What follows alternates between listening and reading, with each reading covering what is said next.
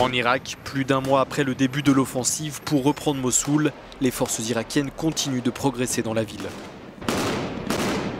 La progression est lente, l'armée irakienne doit faire face à la résistance des djihadistes qui lancent des voitures suicides bourrées d'explosifs, comme ici ce samedi dans le quartier Tahrir de la ville.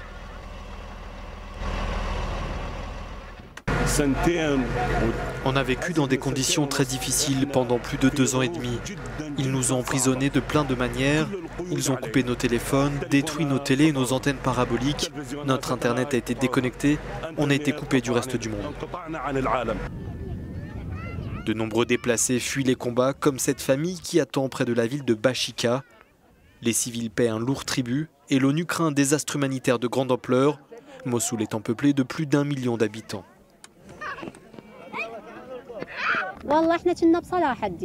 On se trouvait à Salahuddin quand Daesh est arrivé. Ils nous ont utilisés comme boucliers humains et nous ont emmenés à Mossoul. On s'est retrouvés pris au piège à Mossoul pendant plus de 2 ans. Ils n'ont laissé partir personne. Quand l'armée est arrivée à Bawiza, on s'est échappé, on a sauté par-dessus les murs pour retourner chez nous.